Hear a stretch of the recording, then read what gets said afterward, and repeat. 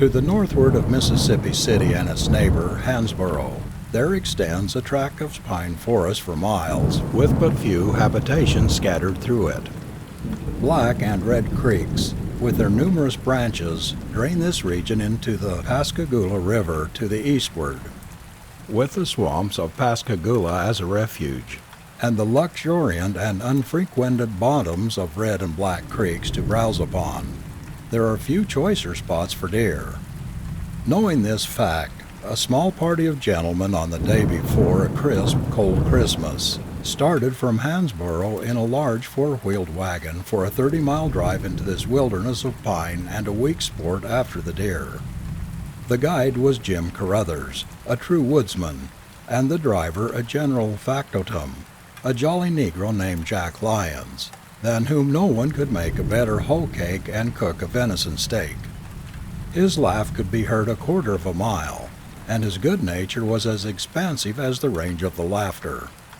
The usual experiences of a hunting camp were heartily enjoyed during the first days of this life out of doors, but his cream did not rise until about the fifth night, when, from familiar intercourse, Jack Lyons became loquacious, and after the day's 20 or 25-mile walk, would spin yarns in front of the campfire, which brought forgetfulness of fatigue. The night before New Year's was intensely cold. The cold north wind of the afternoon had subsided at sunset, and only a gust now and again touched the musical leaves of the pines, making them vibrant with that mournful score of nature's operas which even maestros have failed to catch. In front of two new and white tents, two sportsmen reclined at length within reach of the warmth of the fire, while opposite them rested at ease the guide and the worthy Jack Lyons.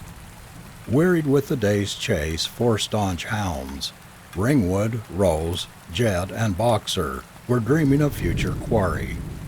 The firelight brought out in bright relief the trunks of the tall pines like cathedral columns, and sparkling through the leafy dome overhead, the scintillating stars glistened with diamond brightness. A silence which added its influence to the scene rested about the borders of the creek below, and gave more effect to the story of the veteran teamster than perhaps it otherwise would have had. "If de deer run down de creek," said old Jack, smacking his lips over a carefully prepared brewing of the real Campbellton punch, "we's bound to see fun tomorrer, for they'll take us down there by de old Gibbet's place. In daylight there's no place like it, but after nightfall, you bet you wouldn't catch this nigger there." Old Jack was naturally asked why he didn't care about visiting the Gibbet place that night. Asking to be excused till he filled his pipe, the silence was unbroken till his return. He piled on more pine knots and commenced.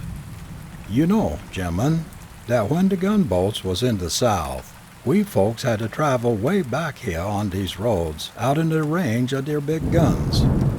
I was gauged by Mr. Harrison in hauling salt from the factory at Mississippi City, and on der beach over Mobile, and I had been making a trip every week or so.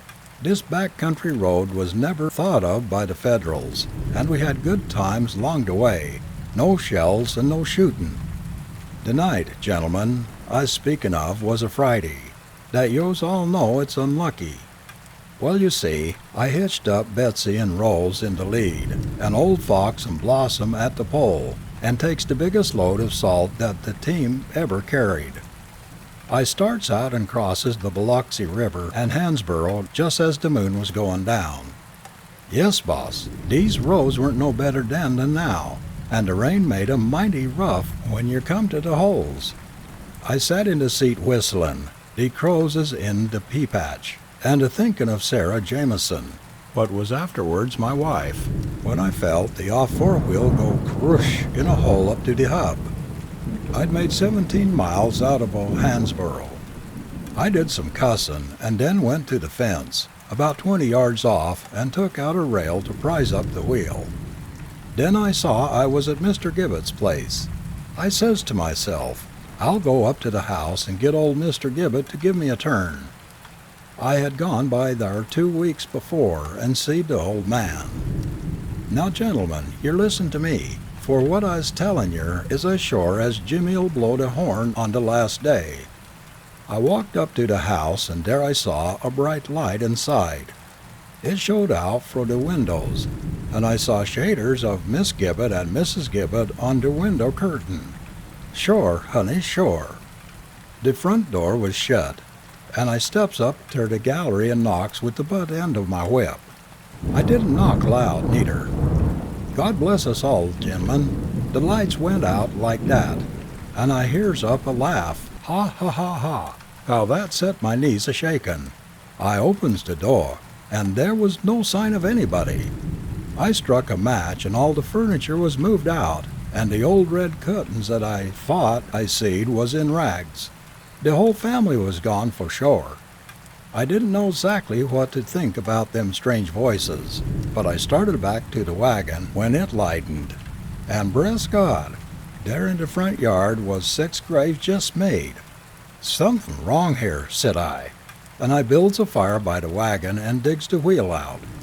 Just then old Squire Pasture came along the road from Mobile, and he tells me the news. Old man Gibbet cut the throats of his wife and 4 children and shoots himself in the head out in jealousy of his wife. They was all buried in the front yard, and the house was deserted 10 days before. Gentlemen, when I hear that, them miles make the quickest time to Mobile ever seed. And yous can tell me dar's no ghosts, but you don't catch me round that log house of Gibbet's, 'ceptin' sun's an hour high. Jack looked suspiciously over his shoulder into the darkness and crawled into his blanket, muttering, "It scares this nigger even now to tell about that night." Sleep soon fell upon the camp, but the impression of old Jack's story survived the night, and the next day he still asserted its truth.